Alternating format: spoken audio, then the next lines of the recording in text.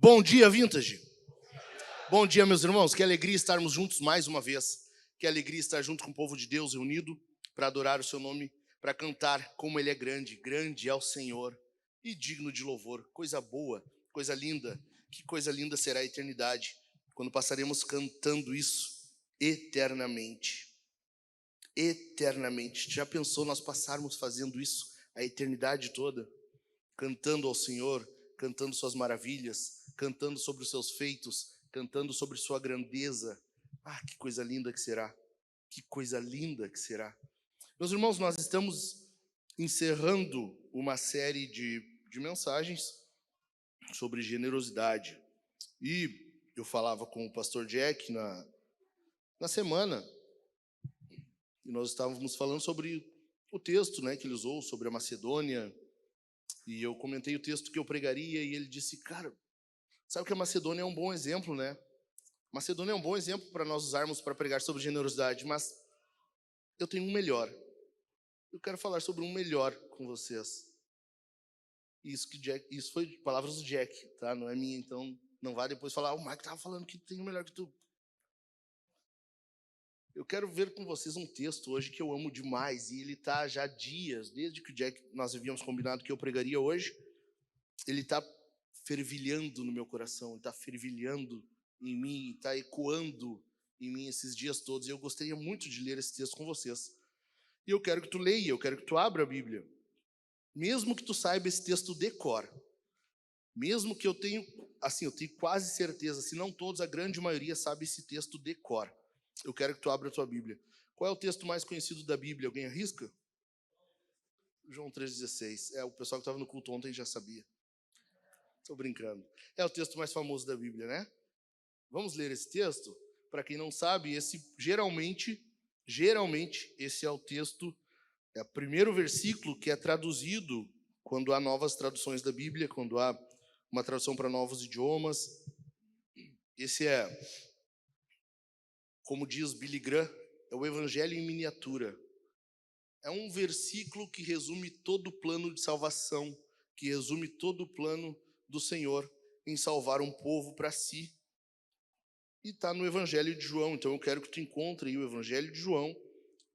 De todos os 4 evangelhos, 3 deles são sinóticos: Mateus, Marcos, Lucas. O Evangelho de João não é. Ele é um evangelho mais teológico.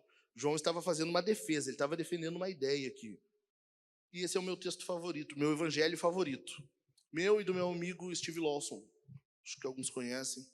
Eu e meu amigo, nós gostamos muito desse evangelho. E eu quero que tu encontre aí. Acharam? Todos acharam? João 3,16. Vamos ler? João 3,16. Porque Deus amou o mundo de tal maneira que deu o seu Filho unigênito para que todo o que nele crê não pereça, mas tenha a vida eterna. Eu acho que a gente é capaz de recitar isso juntos. Vamos falar juntos? Vamos? No 3. 1, 2, 3. Porque Deus...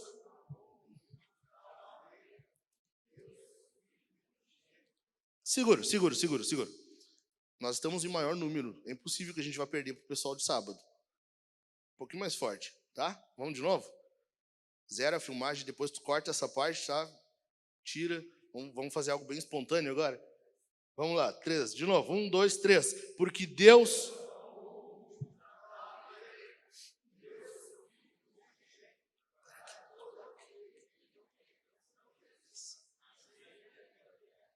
Viu como o pessoal sabe decor? Tem uns que falaram para que todo aquele que nele crê. E aí, né? Não diz aquele, então, viu que o pessoal sabe decor mesmo? Coisa boa. Vamos tratar um pouquinho desse texto, meus irmãos? Nesse texto nós vemos o maior exemplo, a maior oferta de generosidade, a maior demonstração de oferta, a maior dádiva já entregue por alguém, a maior doação já feita em toda a história, se é que podemos chamar assim, de toda a eternidade, tanto a passada quanto a futura. Nunca houve e nunca haverá nada maior do que essa oferta aqui, do que essa entrega, do que essa doação. E é sobre isso que eu quero falar com vocês. É sobre essa oferta, que serve como ilustração para a gente encerrar essa série de sermões, para a gente encerrar a série sobre generosidade.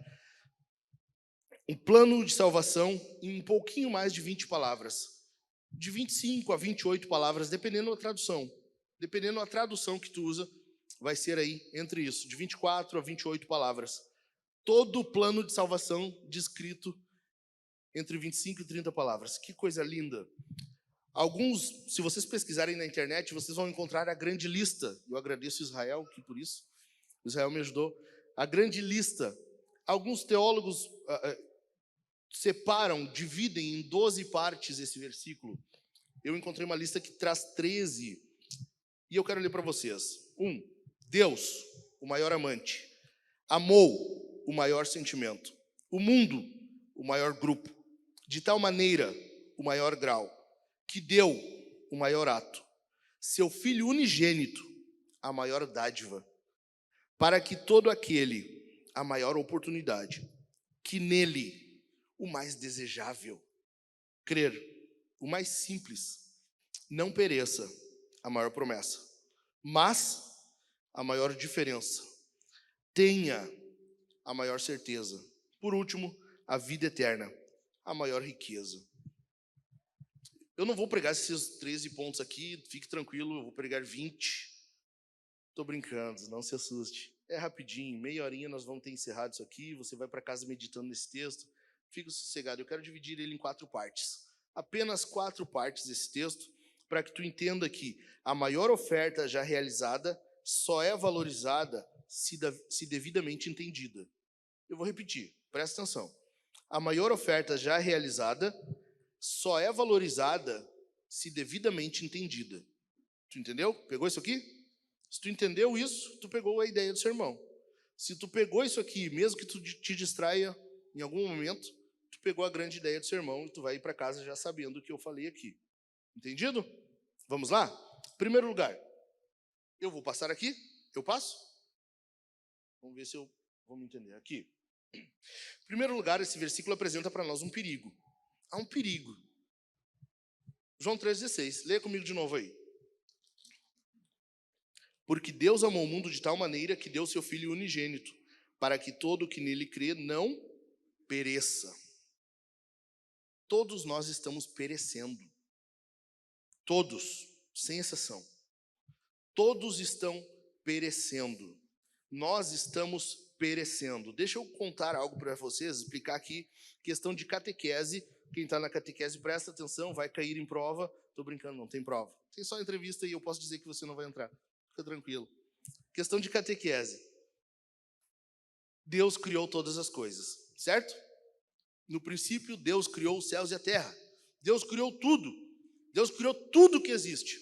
Nós não inventamos nada, nós somente alteramos. O homem, ele exerce poder criativo, claro, mas não como Deus, de fazer existir do nada. Deus criou tudo. Ele trouxe à existência aquilo que não existia. Deus criou, fez surgir pelo poder de sua palavra tudo que existe. E mais, não só ele criou, a criação era bela, a criação era boa, a criação era fantástica, fenomenal. A ponto de Gênesis capítulo 1 dizer para nós que Deus, quando termina a criação e ele vai admirar sua criação, Deus diz, e tudo era muito bom. Deus olhou o que havia feito e considerou muito bom. Toda a criação de Deus era impecável, era linda ao extremo. Não havia nada de errado, não havia nenhum problema. Não tinha dor nas costas, não tinha boleto vencido, não tinha falta de luz, não tinha nada disso. Era tudo muito bom. Aí veio Adão. Capítulo 3 de Gênesis, capítulo mais trágico de toda a Bíblia. A Bíblia relata para nós, em algum momento que nós não sabemos quando, houve uma rebelião no céu e vem um inimigo de nossas almas e ele tenta convencer Adão de que a palavra de Deus não era tanto assim. Deus diz que tu vai morrer, mas não é tanto assim, fica tranquilo. Pode comer do fruto, vai em frente. E o nosso pai acredita. E isso ali provoca tudo que nós vemos hoje. Tudo o que você e eu estamos vendo de ruim é por causa disso aí. Por causa de Gênesis capítulo 3. Ou seja, por causa de Adão, entrou o pecado no mundo. Por causa de Adão e Eva, veio a existir algo chamado pecado. E lembre-se, esse é um grande problema para nós. É isso, a Bíblia diz que o pecado é que causa divisão entre mim e vós. Deus está falando que o pecado divide, ele corta uma relação e não existe mais, e passa a não ter mais relação. Está entendendo? Estão pegando a ideia? A partir de então, o homem está em rebelião contra Deus. Desde aquele momento, desde quando o homem, ou Eva, pega o fruto e passa para Adão, daquele momento em diante, o homem está em rebelião contra Deus, inimizade contra Deus. E esse é o perigo. Aqui está uma má notícia. Antes de eu trazer para você uma boa notícia, tem que haver uma má notícia. Antes de sabermos que há como resolver isso, nós precisamos entender a situação em que estamos. Todos estamos perecendo. E longe de Cristo, todos vão perecer. Isso é um perigo. Veja comigo, vamos entender o que é esse perecer. Todos nós estamos perecendo. Versículos 18 ao 20, vamos entender o que é perecer. Versículo 18, é eu que estou passando, eu esqueci. Todos nós estamos condenados. Esse perecimento, esse perecer é estar condenado. Versículo 18. Quem nele crê não é condenado, mas o que não crê já está condenado. Quem não crê no Senhor Jesus não será condenado. Quem não crê em Jesus, quem não tem um relacionamento com Ele, quem não vive uma vida com Ele, já está em condenação. Isso é perigoso. Entendeu por que é um perigo? Isso é o perigo, já estar sob condenação. Mas, vamos ver o que é essa condenação, porque essa condenação não é futura, já está condenado. Versículo 19, João 13:19 ainda, é na sequência do versículo que nós lemos como base da pregação. A condenação é esta: a luz veio ao mundo, mas os homens amaram mais as trevas do que a luz, porque as suas obras eram más. Se as obras são más, quer dizer que é em vida. Está entendendo? Se a Bíblia está dizendo que as obras são más, é porque é em vida. Não é que a pessoa então será condenada. Está entendendo? É em vida, é aqui, é agora. Quem está longe de Jesus está condenado. Essa condenação já é agora, já é atual, já é presente. E mais, essa condenação é estar sob ira, sob a ira de Deus. Versículo 36, ainda em João 3. Versículo 36. Por isso, quem crê no Filho tem a vida eterna. Quem se mantém rebelde contra o Filho não verá a vida, mas sobre ele permanece a ira de Deus. Então tu vai vendo o que é essa condenação. Esse perecer é o que? É estar condenado. É estar condenado desde agora. Não é algo só na eternidade. É desde já. Estar condenado, então, é o que? É estar sob ira. É ter um olhar furioso, fulminante de Deus sobre você. É ter um olhar irado, irritado de Deus. Estar sob a ira de Deus. Imagina que Deus, a Bíblia diz que Deus não suporta o pecado. É como se você estivesse na palma da mão de Deus e há um braseiro embaixo e só falta Deus fazer isso aqui. Só falta Deus te jogar ali naquele braseiro. Imagina você como um inseto e Deus só fazer isso aqui, te jogar ali na brasa. Sabe na churrasqueira, quando a gente está assando carne? Tu pegar um inseto e jogar ali. Só falta isso. Porque a ira de Deus é isso. Deus olha com um olhar de nojo, com asco para o pecado. E quem está longe de Cristo tem esse olhar de Deus. Para quem está longe do Senhor, está sob a ira de Deus. E veja que o texto está dizendo que já é presente isso. Está, sobre ele permanece a ira de Deus. É algo presente. Além disso, vamos ver o que é essa ira. É um tormento eterno. Apocalipse 14. Apocalipse 14, versículos 10 e 11. Também esse beberá do vinho do furor de Deus, preparado sem mistura no cálice da sua ira, e será atormentado com fogo e enxofre, diante dos santos anjos e na presença do Cordeiro. A fumaça do seu tormento sobe para todo sempre. Os adoradores da besta e da sua imagem, e quem quer que receba a marca do nome da besta, não tem descanso algum, nem de dia, nem de noite.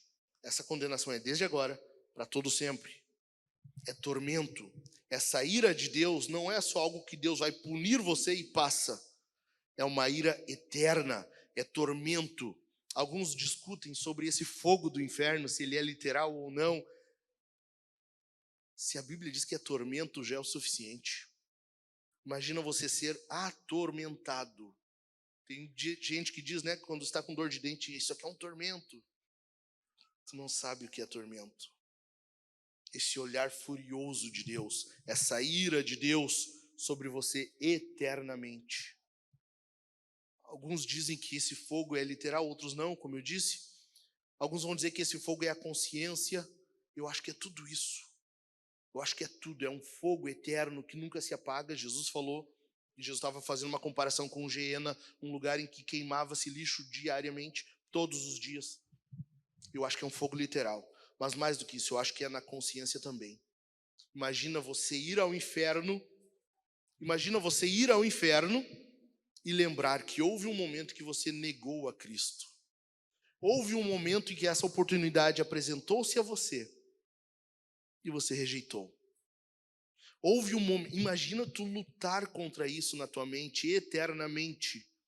Viver eternamente, porque a eternidade não se conta dias, a eternidade simplesmente é uma existência, existe, não se conta o tempo. Você viver com esse tormento em sua mente, sabendo que você negou a Cristo, saber que você não aceitou o Filho unigênito de Deus, perigoso, perigoso. Então perecer, conforme o que João está apresentando aqui nesse texto, é o contrário de vida eterna. Tu entendeu? Nós estamos vendo na Bíblia aqui dois extremos, dois opostos. Primeiro extremo, todos nós estamos perecendo. Todos, toda a humanidade. Porque a Bíblia diz que não há um justo sequer. Todos. Deus olha para o mundo e só vê pecado. Deus olha para o homem e só vê pecado.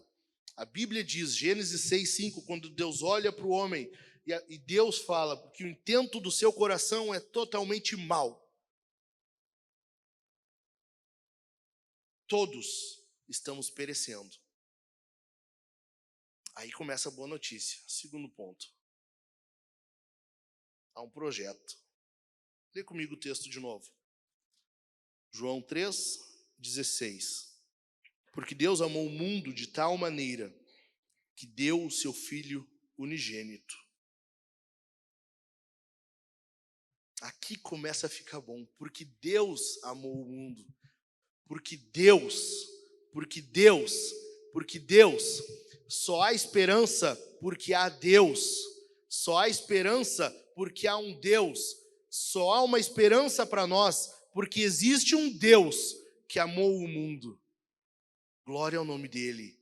Bendito é esse Deus. Louvado é o nome do Senhor. Há um Deus que amou o mundo. Deus nos resgata de Deus. Essa ira de Deus que é o nosso problema. Deus nos tira dela e nos traz para ele. Deus nos resgata de Deus.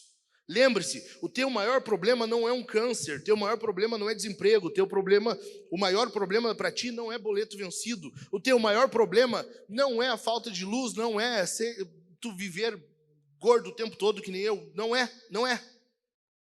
Teu maior problema é Deus. O teu maior problema é Deus. Esse é o maior problema. Esse é o grande problema. É quando você tem esse olhar furioso de Deus. Teu maior problema é Deus. Deus nos resgata de Deus. Deus amou o mundo, que deu o seu Filho unigênito. O problema, o pior, é estar sob essa condenação, sob essa ira de Deus. Deus amou o mundo, que deu o seu Filho unigênito. E aqui eu quero explicar um pouquinho, eu já falei sobre isso aqui. Mas o amor, ele não é meramente um sentimento. Grava isso é importante. Presta atenção. Como que a cultura apresenta o amor para nós hoje? O amor é um sentimento. Por isso que há tantos casamentos desfeitos. Eu não amo mais ele, eu não amo mais ela. Eu vou pedir divórcio. Eu não sinto mais nada, eu não amo ele, eu não amo ela, eu vou terminar isso aqui. O amor hollywoodiano, sabe aquele amor que tu vê nos filmes? Sabe? um sentimento só. Amor não é isso. Amar é tu ver alguém, amar aquela pessoa, desejar o melhor para ela e fazer algo por isso. E fazer algo em prol disso. Deus amou o mundo e o que ele fez? Deu o seu filho. Efésios 5:25, maridos, amem vossas esposas como Cristo amou a igreja e a si mesmo se entregou por ela. Jesus amou a igreja, ele desejou o melhor para ela e ele se entregou por ela. Então amar é desejar o melhor. O que há de melhor na existência e na tua vida ou na minha ou em nenhuma de nós? O que há de melhor, inquestionavelmente? Fala, o que há de melhor? Alguém falou bem baixinho. Isso aí. E me assusta os outros não falar. O que há de melhor? Jesus. Deus amou o mundo que deu o quê? Jesus. Quando tu ama alguém, tu deseja Deus a essa pessoa. É por isso que a igreja faz missão. Amar o próximo como a si mesmo. É por isso que quando tu vê alguém que está indo ao inferno, tu ama aquela pessoa. O que tu faz? Tu prega para ela. Tu evangeliza. Tu fala de Jesus. Tu ama aquela pessoa e fala sobre Jesus para ela. Para que ela tenha Deus, o melhor. Não há nada de melhor além de Jesus. Nada. Nada. Jesus está acima de tudo em termos de amor, em termos de relacionamento. Não há nada melhor que Ele. Quando tu ama alguém, tu está apresentando Jesus a essa pessoa. Por isso que nós apresentamos Jesus ao descrente, a quem não tem Jesus na vida, e nós tornamos os nossos irmãos cada dia mais parecidos com Jesus. Estão entendendo? Amar é isso, porque Deus amou o mundo. Que diferença desse Deus, né?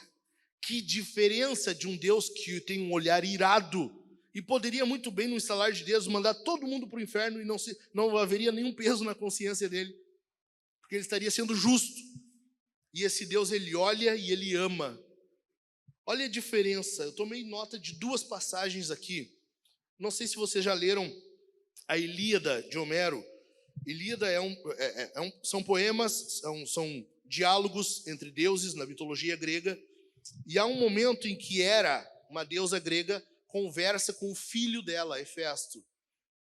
Hera diz assim a Hefesto: Hefesto, basta, meu filho glorioso. Não é bonito assim atacares um Deus imortal por causa de mortais. Que diferença, né? Que diferença.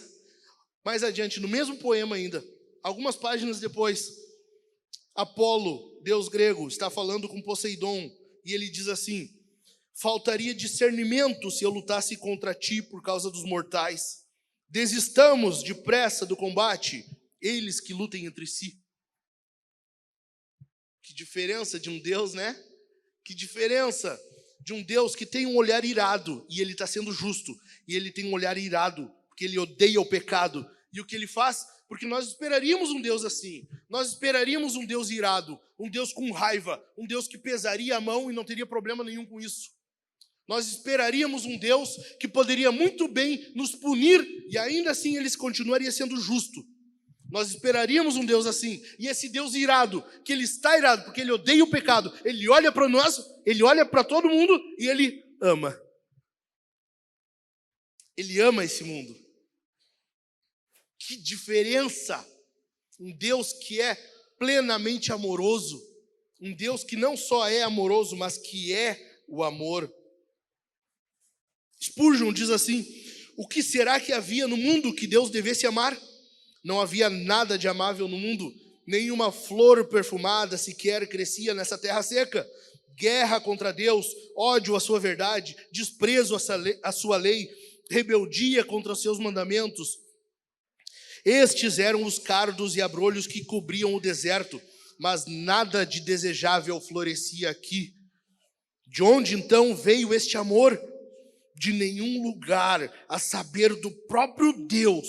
O amor de Deus brota dele mesmo. Ele ama porque amar é da sua própria natureza. Glória a Deus! Deus é amor. Que diferença, cara!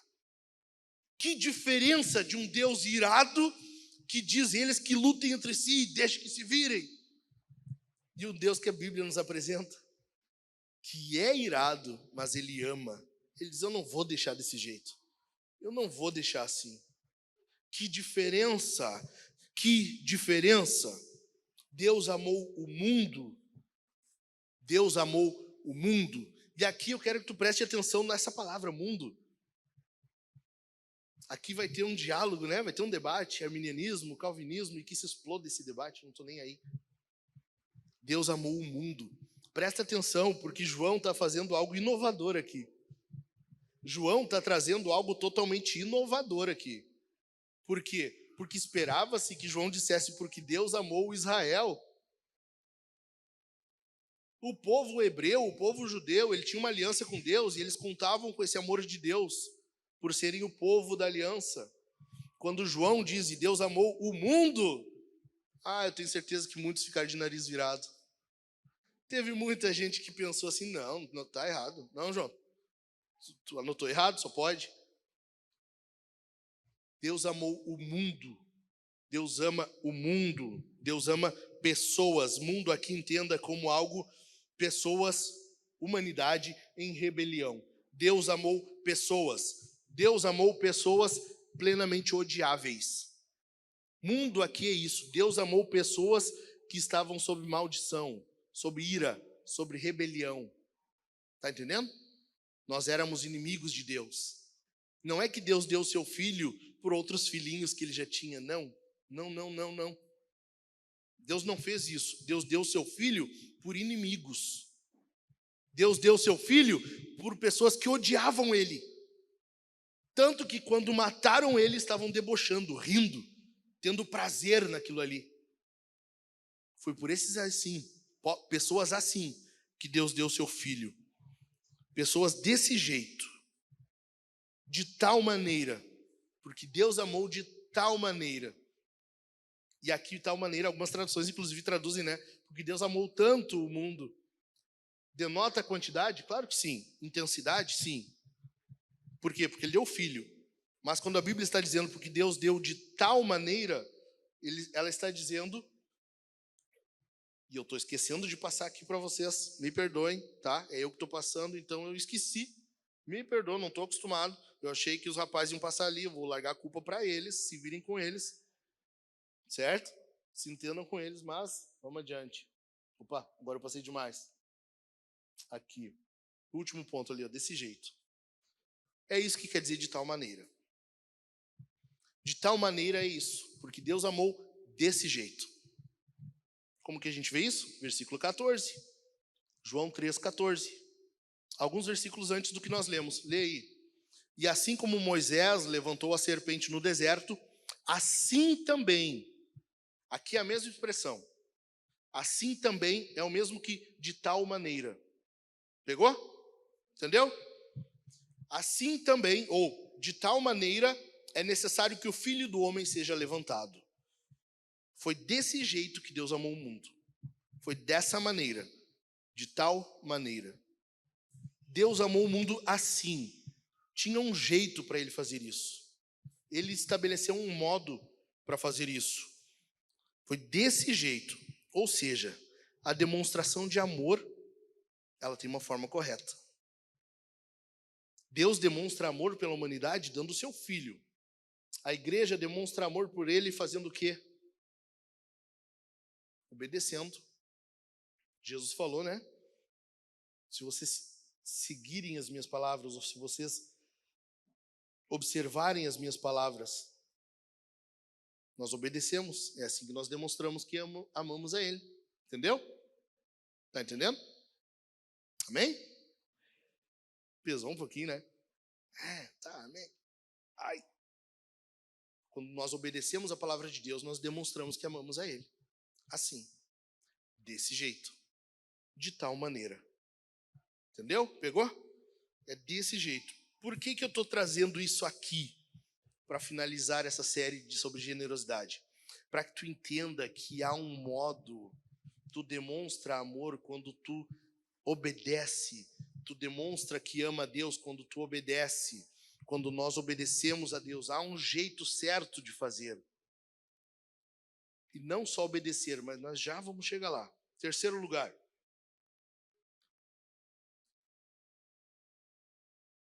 Há um dever. João 3,16.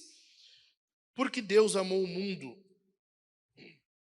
de tal maneira que deu o seu Filho unigênito para que todo o que nele crê. Tem um dever aí. Agora, cabe algo a nós. Esse projeto de Deus, primeiro há uma má notícia. Nós estamos perecendo. Tem um perigo aí. Tu está indo para o abismo. Mas calma, Deus criou um plano, um projeto. Deus criou um plano de salvação. Calma. Tá, beleza, agora o que eu faço? Agora vem o nosso dever. Agora nós devemos crer. Porque Deus amou o mundo que deu o seu Filho unigênito para que todo o que nele crê não pereça. Crer faz parte da vida cristã. Nós temos que crer que estávamos perecendo, temos que crer que estávamos indo ao inferno, temos que crer que houve uma doação, alguém foi generoso, que deu o seu filho. Tu tem que crer que essa morte substitutiva, porque era para tu ir para essa morte, ele fez por ti. Agora tu tem que crer nele, que essa morte é suficiente para te salvar desse perigo. Tu crê nisso. Tu crê que além de receber esse livramento do inferno, há uma promessa de vida eterna. Tu tem que crer. Crer é central. Crer é essencial para o cristão. Crer. Tu deve crer. Efésios 2:8. Porque pela graça vocês são salvos mediante a fé. Isso não vem de vocês, é dom de Deus. Marcos 16:16. Quem crer e for batizado será salvo. Hebreus 12:2. Olhando firmemente para o autor e consumador da fé. Jesus também te ajuda a crer. Ele cria, ele é o criador da fé. Tu não está sozinho nessa. Ele é o criador, o autor, e ele é o consumador dessa fé. Crer é essencial para o cristão. Essencial. É tudo que o texto está exigindo de ti. Que tu creia. Tudo que esse versículo aqui está apresentando e que ele quer de ti é que tu creia. Tudo que ele exige de ti é isso. Fé. Tudo. O resto, tudo já foi feito. Agora tu deve crer. Além disso, esse crer, veja que o versículo ali, João 3,16, para que todo que nele crê, é algo presente, é algo atual, é algo não só presente e atual, mas perseverante, algo que deve continuar. Veja comigo, João 8:31 e 1 Coríntios 15:1-2. Então Jesus disse aos judeus que haviam, veja, passado, haviam crido nele: se vocês permanecerem na minha palavra, são verdadeiramente meus discípulos. Se vocês permanecerem na minha palavra, são meus discípulos. Presente. 1 Coríntios 15, versos 1 e 2. Irmãos, venho lembrar-lhes o evangelho que anunciei a vocês. Está vendo como está no passado? O evangelho que anunciei a vocês, o qual vocês receberam e no qual continuam firmes. Por meio dele vocês também, o quê? São salvos. Não é serão salvos. Não é foram salvos. São salvos. Esse crer, essa fé, esse evangelho, essa boa notícia é algo atual. Por meio dele vocês são salvos. Vocês creram em determinado momento, mas tu não para lá. Não, eu criei em Jesus quando eu me converti lá no ano de 90 e não sei quanto. Não, não é o suficiente. Tu tem que continuar crendo tua vida toda, exercitando essa fé, fortalecendo essa fé. Por meio desse evangelho, dessa notícia, vocês são salvos. Se retiverem a palavra assim como tal, eu preguei a vocês. A menos que tenham crido em vão. O evangelho, essa fé, essa crença é algo atual. Agora, mais do que isso, essa fé e esse amor por Deus são demonstrados, e aí pesa um pouquinho, pela nossa generosidade. É por meio disso que se comprova. Veja que Deus deu o seu Filho. A Bíblia diz que Deus amou o mundo e deu o seu Filho. Esse amor é comprovado por uma oferta, e essa oferta é absurdamente grandiosa. Deus deu tudo de si, o que havia de mais importante, seu Filho unigênito. Nós nos entregamos totalmente a Ele? A tua generosidade demonstra a fé que tu tem? O tamanho da tua generosidade é proporcional ao tamanho da tua fé? Entendeu a relação? Alguns precisam de um minuto para pensar nisso. Tu entendeu a relação? Se Deus deu o seu Filho, Ele amou o mundo e deu o seu Filho, nós demonstramos a nossa fé e o nosso amor por meio da nossa generosidade. Texto que foi pregado para nós aqui, 2 Coríntios 8:5. E não somente fizeram como nós esperávamos, mas pela vontade de Deus deram o quê? A si mesmos. Primeiro ao Senhor, depois a nós. Não é só uma questão financeira que estamos falando. Envolve, mas não é só. Não para por aí. Eles deram a si mesmos. A tua generosidade, ela dá testemunho da tua fé? Quando as pessoas olham para ti, elas veem que realmente tu crê em Deus? Ou não, é meus últimos R$10 na carteira, eu não posso, é tudo que eu tenho. Tu não descansa no Senhor. Como que funciona? Tua generosidade, ela comprova, ela testifica da tua fé? Tem um teólogo, um pastor, teólogo pentecostal, que eu admiro demais. Ele diz assim: a palavra dar e a palavra amar são mencionadas mais de 1.500 vezes na Bíblia. Mais de 1.500 vezes. Os dois atos são intimamente ligados. Se o grau do amor de Deus é determinado pelo que deu, não é também conhecido o grau do nosso amor pelo que damos?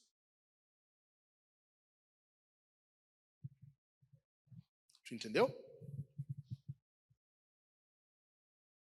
Se Deus, a prova do amor de Deus está no que Ele deu, a prova do teu amor, da tua fé, está no que tu dá.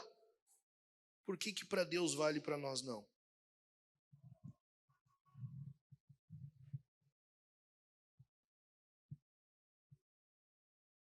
Entendeu? Pensou o suficiente? Podemos seguir? Vamos adiante? Essa generosidade de Deus em dar o seu Filho significa que Ele deu o Filho por nós. Jesus morreu em nosso lugar. Jesus morreu naquela cruz e suportou o peso do inferno sobre si, ou seja, a ira de Deus, esse perecer que nós falamos antes. Jesus suportou tudo isso em nosso lugar. Deus deu o seu Filho por nós, mas não para por aí. Deus deu o seu Filho a nós. Deus não somente deu Jesus em nosso lugar, Deus dá seu Filho a nós, Ele nos presenteia com Jesus. Hoje nós temos Jesus, hoje nós vivemos com Jesus, hoje nós nos relacionamos com Jesus. Jesus falou que Ele e o Pai viriam e fariam em nós morada. Deus não somente deu o seu Filho por ti, Ele dá o seu Filho a ti. Deus não deu somente o seu Filho por nós, Ele dá o seu Filho a nós. Era de estar dando glória aqui o tempo todo. Vale um glória? É o pentecostal voltando, só um pouquinho, deixa eu controlar ele.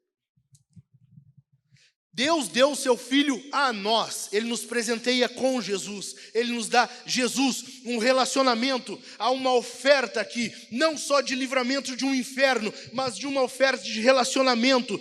Quando nós cremos em Jesus, não é só algo intelectual, não é um conhecimento que tu tem na tua mente, é algo que tu guarda no teu coração, é uma vida com Jesus, é um relacionamento com Ele. É uma vida com Jesus. Matthew Henry diz assim, eu acho lindo isso aqui: O traidor condenado não é apenas perdoado, mas é promovido. Ah, que coisa linda! Hoje tu é filho. O traidor não é só perdoado, ele é promovido. Há um convite aqui para ti hoje. Se tu não tem uma vida com Jesus, se tu não tem um relacionamento com Ele, há um convite aberto para ti aqui hoje. Creia nele, creia no Senhor, te envolva com Ele, abre o teu coração, viva uma vida com Jesus. Há um convite aqui hoje. Isso se chama graça. Aquilo que eu falei lá no começo, que tu seria como um bichinho na mão de Deus e Ele já vai te jogar no braseiro. Sabe o que te segura de Deus não te enviar agora para o inferno? É graça. É graça. É graça. É pela graça. É pela graça que tu não está na mão de Deus e Ele não te lança agora no inferno. É só por isso. Só por isso. E ainda assim Deus está te convidando. Vem, eu quero te dar Jesus. Não só para ficar no teu lugar lá e suportar a ira, suportar o inferno, mas para viver contigo. Bendito é o nome dele. Se eu conseguisse abrir isso aqui, ó, falei ontem pro pessoal aqui, se eu conseguisse abrir isso aqui, mostrar para vocês a importância, o peso desse texto. Deus nos dá Jesus, Ele vive conosco, é um relacionamento, é uma vida com Ele. Ah, isso é importante demais, é lindo demais, é lindo demais. Creia no Senhor, tenha uma vida com Ele. Deus não está nos campos das ideias, Ele não está no campo das ideias, das concepções, Ele não está no campo das teorias, Ele propõe um relacionamento contigo. Glória a Deus. Tem um louvor que eu amo, de uma cantora pentecostal, e ela diz assim: a igreja, o Santo dos Santos é invadido pela igreja. O Santo dos Santos é invadido pela igreja. Sabe o que é isso? É um rompimento, havia um véu, uma barreira que impedia o povo de ter um relacionamento direto com Deus. Havia necessidade de um sacerdote, alguém representava o povo para ir até lá. E hoje esse véu foi rasgado por causa de Jesus. Por causa de Jesus não há mais esse véu, não há mais essa barreira, nada mais te impede. Tu pode chegar na presença de Deus, desse Deus que outrora estava irado contigo, desse Deus que te perdoou, e chegar diante dele, chegar na cara de Deus e dizer: Pai, glória a Deus. Deus, chegar diante dele e dizer: Pai. Porque hoje nós temos um relacionamento com Ele.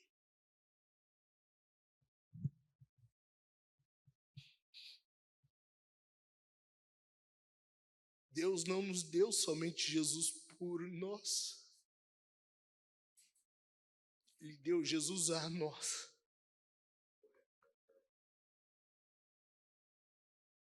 Isso muda tudo. Isso muda tudo.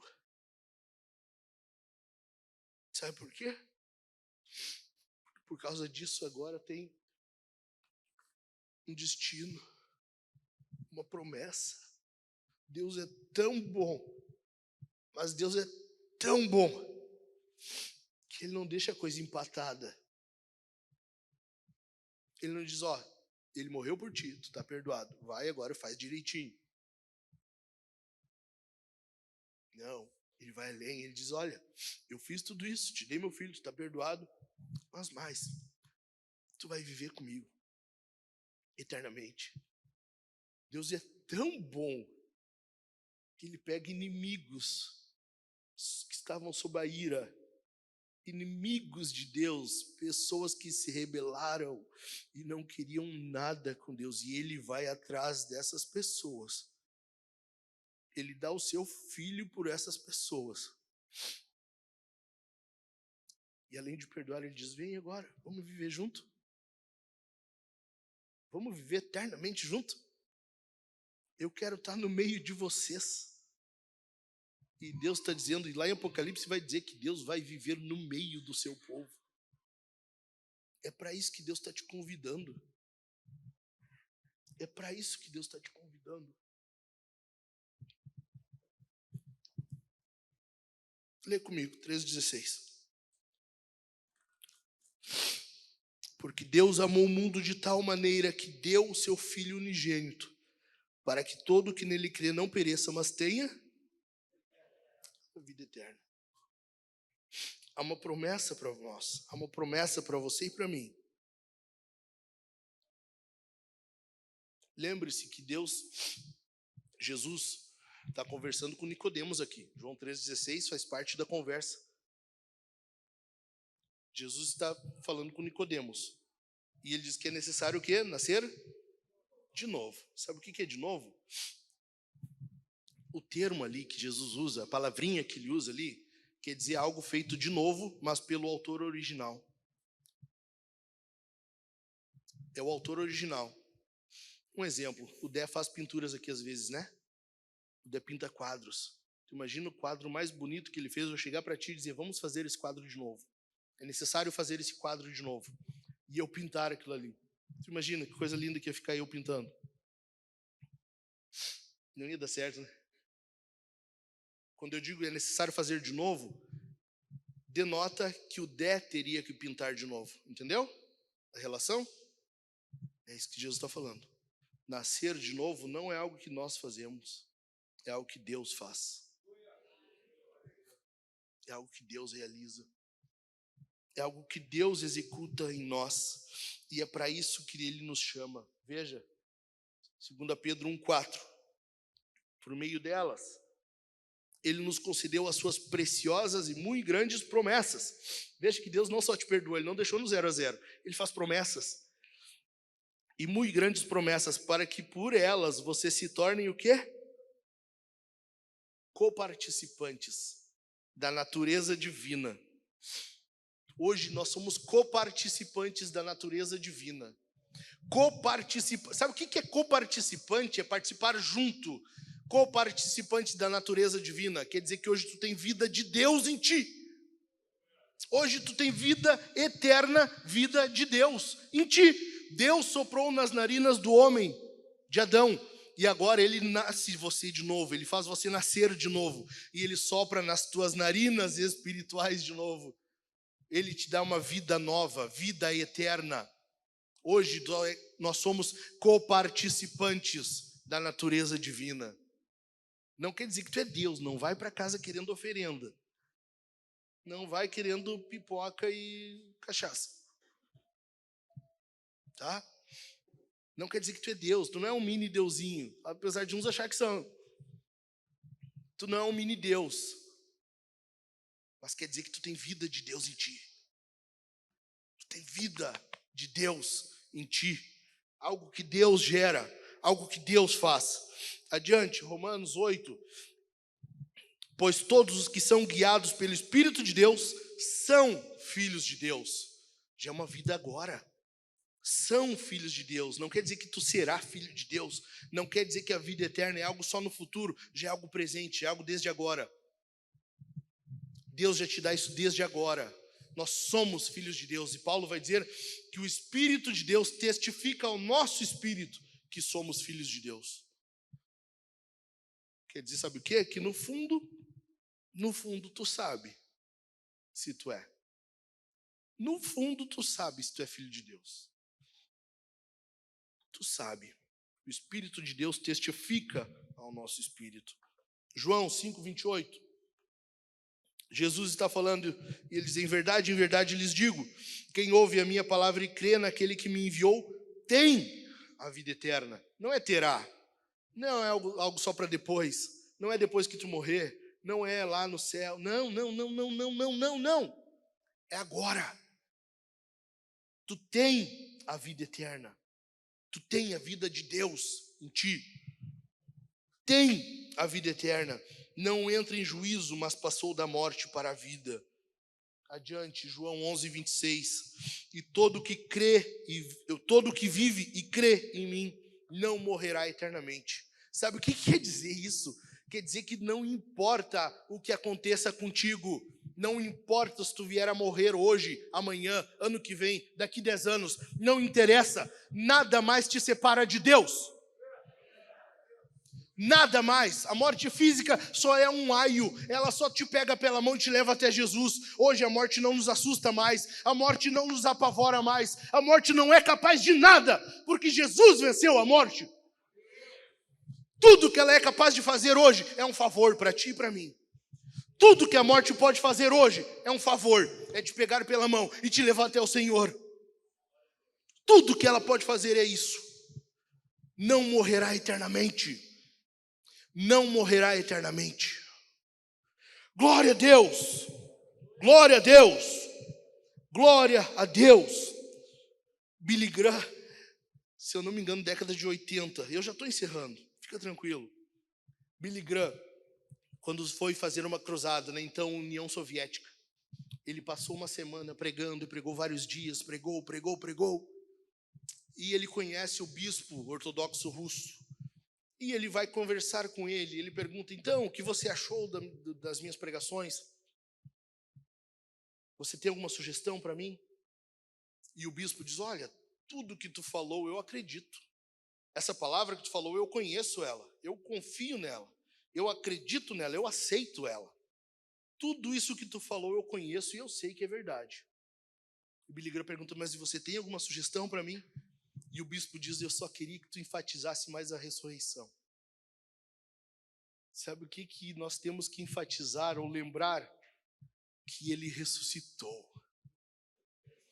Jesus não ficou preso, Jesus não ficou detido, a morte não podia segurar o nosso Senhor, a morte não podia conter Jesus, a morte não conseguiu, ela precisou largar. Jesus venceu a morte, Jesus venceu a morte, Jesus venceu e ele ressuscitou.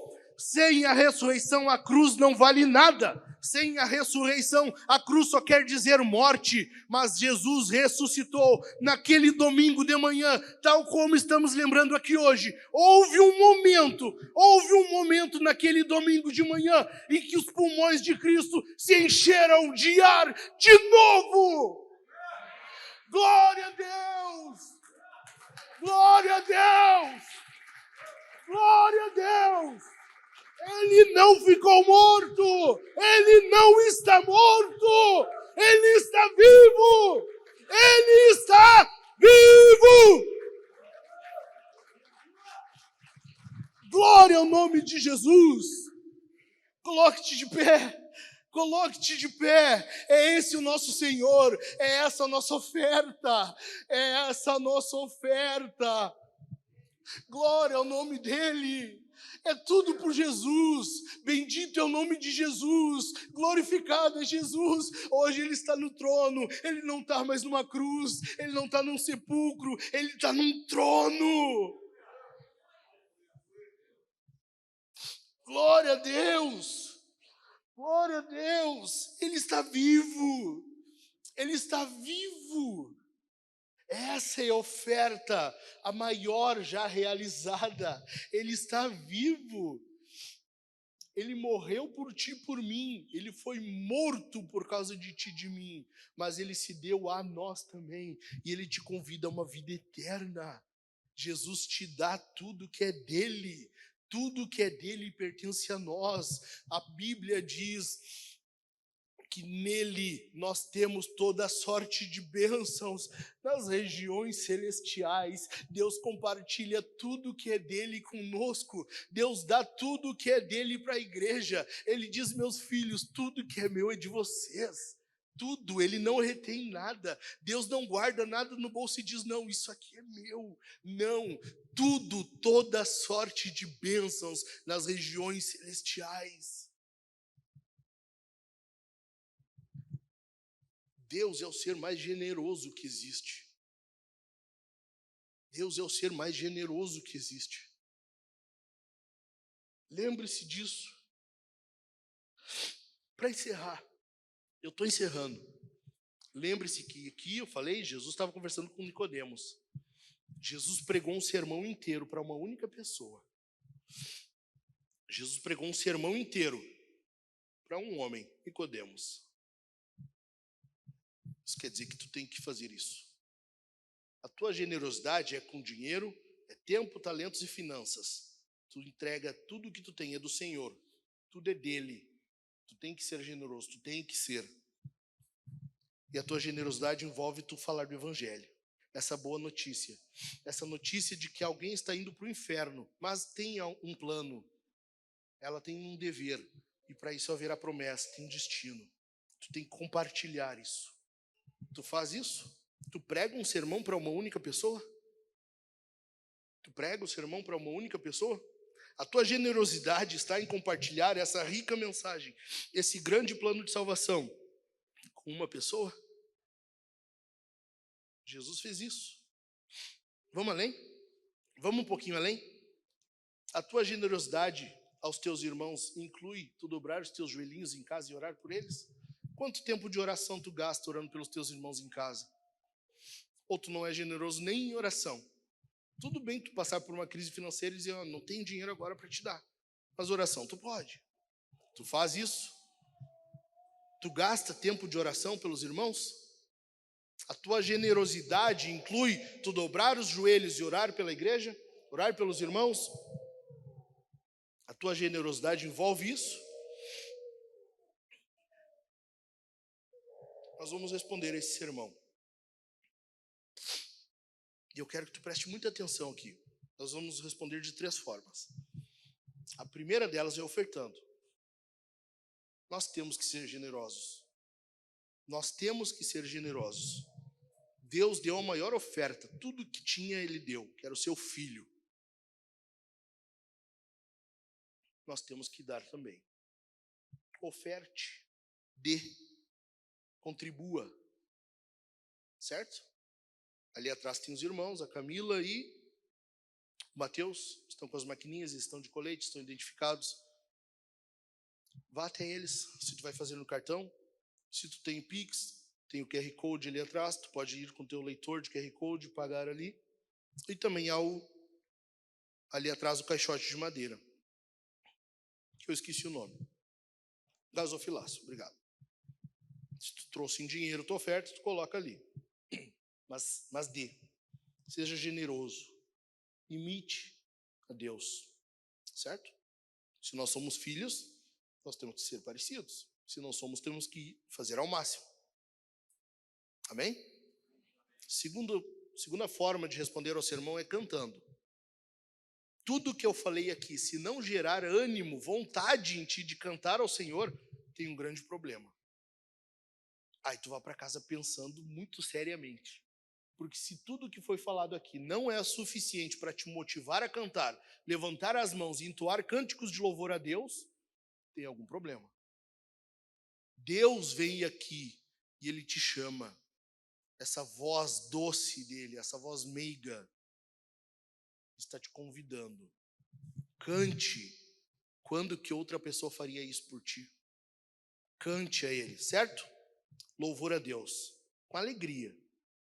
Com alegria. E por último, terceiro lugar, nós vamos cear. Aqui na frente vai ter 4 pessoas servindo. Com o cálice dourado é suco e o bronze é vinho. Tu mergulha, eu pego o pão, mergulha no que estiver de acordo com a tua consciência. Tranquilo, sem problema nenhum. Ninguém vai te julgar. Só eu. Vinho, cálice bronze, suco, cálice dourado. Entendido? Participe. Quem participa? Quem está em comunhão com Cristo. Quem cumpriu esse dever e crê nele. Quem acredita que ele morreu em seu lugar. Não importa se tu não congrega na Vintage. Se tu é cristão, tu está convidado a participar da mesa do Senhor. Amém? Vamos orar? Vamos? Inclina a sua cabeça. Pai, nós te louvamos, Senhor, porque tu é bom. Obrigado, Senhor, porque a tua bondade ela é expressa, ela é demonstrada em o Senhor ter dado seu filho. Em tu ter dado seu filho por um povo que era inimigo teu. Oh Deus, obrigado, nós estávamos mortos em nossos delitos e pecados e o Senhor nos trouxe a vida, o Senhor nos fez nascer de novo, Tu mudou nossa natureza, Tu mudou nosso coração, hoje nós estamos vivos, hoje nós chegamos diante de Ti e podemos clamar, Abba Pai. Oh Deus, obrigado por este presente, por esta oferta, por essa dádiva que é Jesus, por nós e em nós. Muito obrigado, Senhor, que possamos expressar o nosso culto a Ti, que possamos expressar gratidão a Ti, nosso amor a Ti, cantando, louvando, erguendo nossas mãos, contribuindo e participando da ceia. Em nome de Jesus, muito obrigado, Senhor, por esta vida em comunhão, por fazermos parte do Teu povo, da Tua família. Muito obrigado.